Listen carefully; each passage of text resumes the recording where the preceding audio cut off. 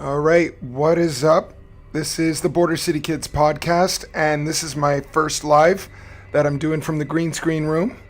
Are you able to hear me if you're on the chat? Could I just get a quick yes or no? Just gonna wait for some people to show up. Let's see how it goes.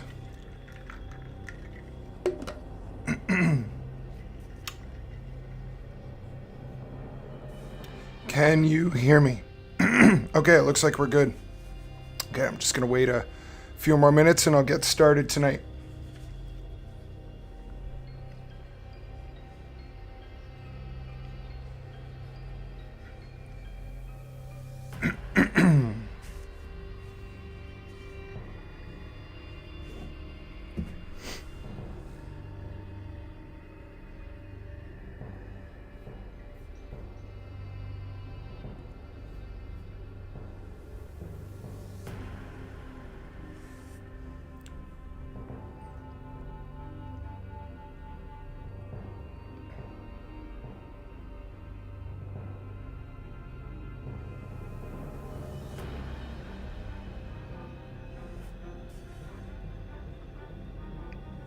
Just gonna wait 1 or 2 more minutes. Hopefully people will jump on as we go along here.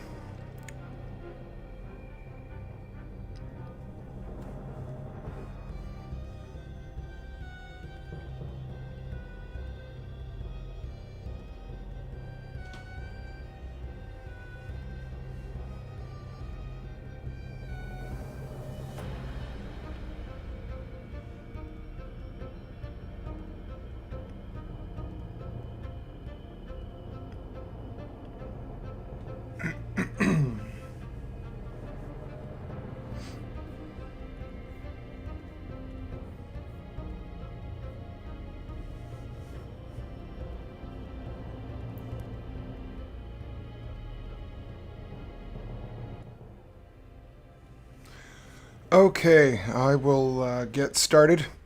Welcome to the Border City Kids podcast. This is my first live from the green screen room, so this is more like a test just to see how things are. I do have a new episode out tomorrow, so I'm just kind of advertising that for now. This podcast is going to be about Hurricane Sandy. It was a hurricane in 2012. And it came up the east coast of the US and Canada. It also hit the Caribbean started it in the Caribbean and hit Jamaica, Cuba, Haiti, and the Bahamas. So, let's check out our current hurricane situation right now in the Atlantic. So it's been a pretty quiet hurricane season so far. Not much has been hitting the U.S. East Coast or West Coast by the looks of it so far. We do have 2 current disturbances right now. This one here is a bit interesting. Usually you don't tend to see a formation this late in the season, this far north, where the waters are cooler. Now, it doesn't look like it's going to hit anyone, so it probably doesn't matter. But just interesting to see it in the formation this late. Down here we have Tropical Storm Jerry. If we have a look here, obviously not going to make any impact on the United States or Canada. It's kind of following the pattern that all of the others seem to do. They've kind of come up the East Coast, just missing the East Coast of the US and Canada, and then heading right back out into the Atlantic. So pretty quiet on that side. Now, if I go back, you can actually see the Eastern Pacific is starting to be a little more active. We have 3 disturbances here. We have Tropical Storm Priscilla heading up the west coast of the US, and that is supposed to make impact. Let me see if I can find the cone showing where it's supposed to hit. Let's see if we got it here. So it's coming up the west coast. So the cone isn't predicting anything too far, but I do see some predictions of hitting, I think it was Phoenix. Yeah, Phoenix. So the state of Arizona and then up into Utah, and I think it's supposed to kind of just mellow out there. But if I go back, we have two other disturbances as well. We have Tropical Storm Raymond following a very similar path up the west coast, so that's kind of interesting. And our other disturbance is post-tropical cyclone Octave. Okay, and this one here looks like it's just going to mellow out, and yeah, it's dissipated, so that one's gone. But just interesting to see three storms very close to each other at one time. Let's see how we're doing here. Okay, so let's focus on tonight's hurricane. Okay, so tomorrow my episode coming out is about Hurricane Sandy, and this storm was known as Superstorm Sandy, and the reason that is because this hurricane combined with another storm that came across in contact with a cold front, which kind of made it become a hybrid storm because it had a very big cold front on the west end of the storm, and it was cold, so there was a lot of snow. It was a clipper, and it joined with a hurricane, so you kind of had two different things going on. Welcome to the podcast. Okay, so this was an Atlantic hurricane. Obviously you can see here, Hurricane Sandy. It formed in the Caribbean and made contact with or impacted Jamaica, Cuba, Haiti, and the Bahamas, and impacted the eastern coast of the United States from Florida all the way up to New Jersey. So if I just go back to my presentation here, you can see the size of the storm here. This is just a satellite view from October 28th, 2012. And you can see the eye of the storm here just off the east coast, just making contact with New Jersey. And this is where it made landfall. But if I go ahead here, you can see the storm path of where it originated down here in the Caribbean, made contact with Jamaica, Cuba, Haiti, and the Bahamas. And then right after it went through Haiti and the Bahamas, it became a strong hurricane, and most people thought it was going to make contact with Florida or even Georgia or South Carolina or North Carolina. But this kind of went out and then came back in hard, which is a very weird path for a hurricane to take. You don't see a storm path like this too often. This storm became a tropical storm on October 22nd, 2012 near Jamaica, and strengthened into a hurricane on October 24th, 2012. And like I said, this made a very unusual path. You rarely see something like this. If you look at this year's hurricanes, you can usually see the storm path where it heads up the East Coast. Most of them have missed Florida, and they've kind of spun out into the Atlantic Ocean. So this one looked like it was going to, and then made a weird path right back in. So that's not something you see often. And its landfall was Atlantic City, New Jersey. The peak winds for this storm was 115 miles per hour, making it a Category 3 storm. The storm surge landfall in New Jersey was up to 14 feet high. And when you're talking about hurricanes, storm surge is the most unpredictable part of hurricanes, and they're the most dangerous because water is the killer when it comes to storms. People have a feeling like they can tough it out, board up their houses and try and fight it out or wait it out. But when you have, just think about 14 feet of storm surge. If you're standing in a room right now and you look up to the ceiling, 14 feet high is probably over that ceiling that you're looking at. So the storm surge is what kills people the most when it comes to hurricanes. So the diameter of this storm, if I just go, let me just go back here. 1,100 miles wide, and I believe this is a record for hurricanes, making it the largest diameter for a hurricane. So 1,100 miles wide. And if we go through here, this is just a quick timeline. So October 22nd at 8 a.m., that is when there was a tropical depression, formed into a tropical storm at 8 a.m. on October 24th. We see landfall down in the Caribbean here. October 25th, 100 mile per hour winds. And you could just see, because of the warm waters, the storm strengthens. It hits land, 95 mile an hour winds. And after it does that, it kind of cools off. You can see that there's a decrease in the wind speed. We go from 75 to 65 to 60. And then all of a sudden, you see it kind of take off again here, where we're into a tropical storm. And then when it comes up near New Jersey, it's back to category status. And it's 85 mile per hour winds. And that drags all this ocean water into New Jersey. And that's where your storm surge is seen. So if we just look at some pictures here, and I'll just go through this slideshow. I'll just spend about 30 seconds on each picture. You can see what it was like when this hurricane came in. The lowest recorded pressure for the storm was 940 millibars. So you could tell it wasn't the strongest hurricane. We do have a lot stronger hurricanes in the past, but you can see that it is very strong. Any hurricane at any type, category 1, 2, 3, 4, 5, they're all strong. It's just the wind speed and the amount of water that it brings in.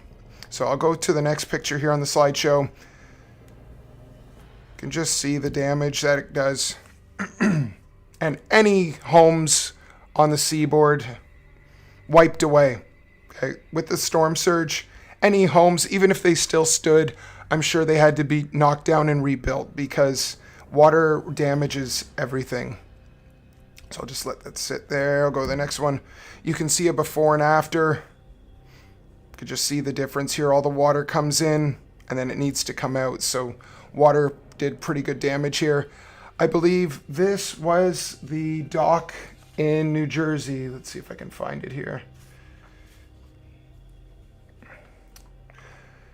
Yep, so this was on the Jersey shore. The coastal roads were washed out.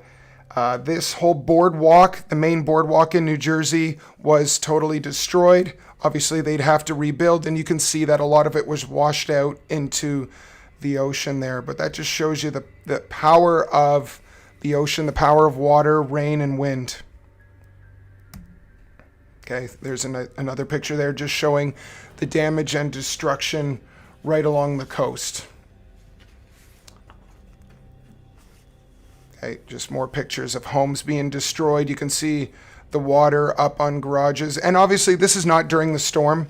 It's hard to get footage of hurricanes during the storm, but even days after the storm has gone through, you can still see high water levels. Hopefully these people that lived in this area had evacuated. Okay, this is going to be a picture probably during the storm. Okay, you can see the bridge in the background. Water's obviously high. Just a sad situation there. Okay, the death toll from this storm, 233 people worldwide. The U.S. had 159 of those 233. Okay. And this is a good map here. This shows the storm surge impacts along the East Coast here, and this is New Jersey.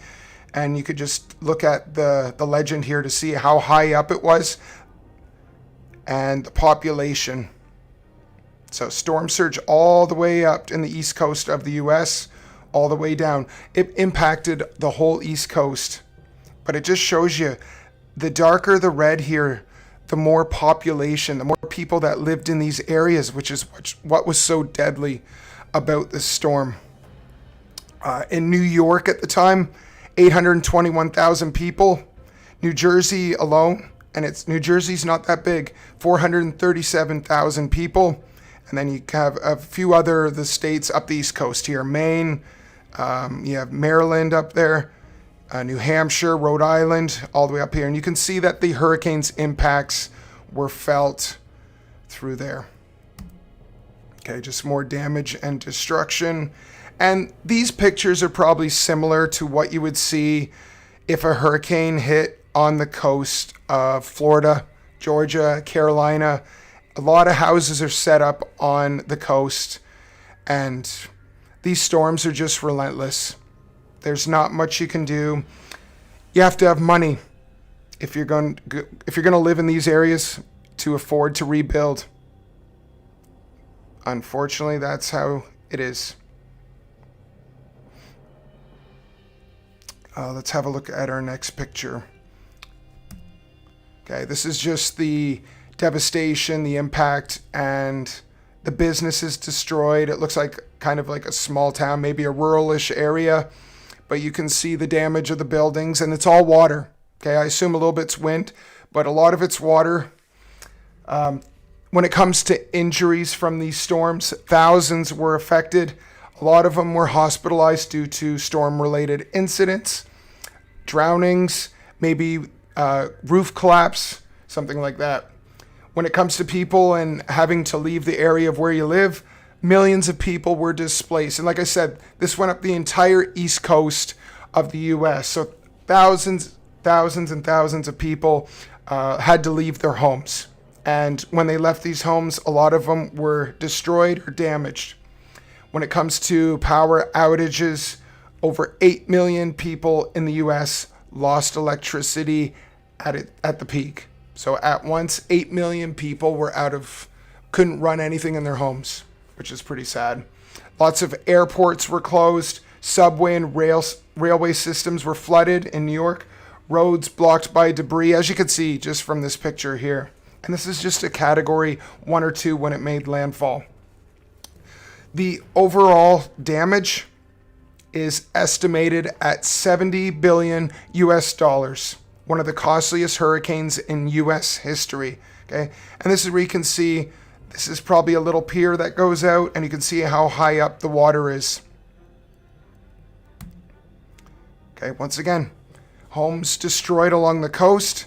Homes were knocked into the water from the wind and water, just pushed in, or totally damaged. And the cost of things these days, millions of dollars to replace. So hopefully FEMA and other National Guard, Red Cross, hopefully these people were able to help these people who lost their homes.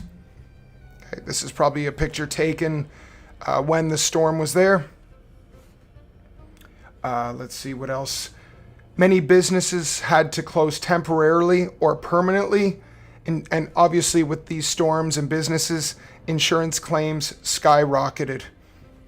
The immediate response, like I said, was the National Guard, Red Cross, and FEMA.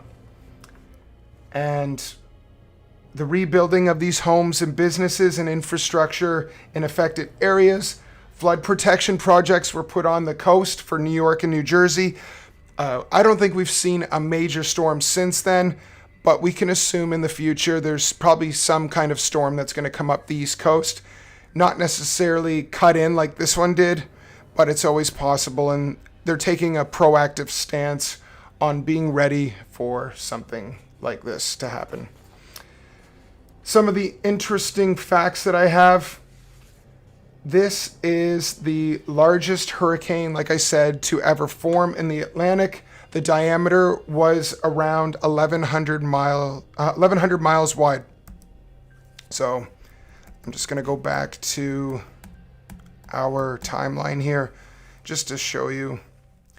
And this map here is actually a good visual of the cold front that came down through Canada and combined with this hurricane to make the Superstorm. So if you are a subscriber to my channel, that's great. If you are just here watching, that's okay. If you'd hit the like button, that's great. I'm going to try and do this once a week just for kind of like an advertisement for my episodes that come out on Fridays. I appreciate you guys being here. I'm just going to hang out for a minute if anyone has any questions. Hopefully some people jump on. If not, that's okay. But thank you for joining me tonight. And obviously this is kind of just like a test, so I appreciate if you were here watching this. So tomorrow at noon, my episode on Hurricane Sandy will be released.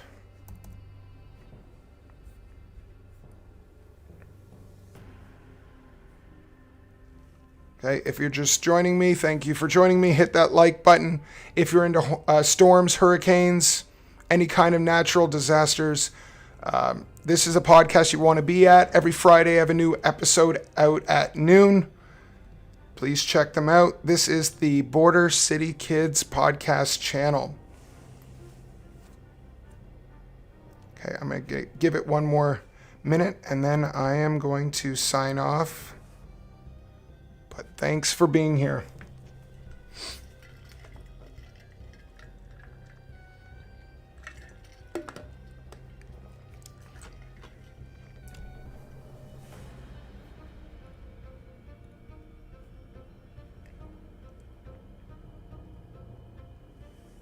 Okay. Thank you for joining me. Hope you tune on for our episode tomorrow. Thanks for stopping by. Hit the subscribe button, hit the like button, and we'll see you next week. Same time, 7:30. Thanks for joining me.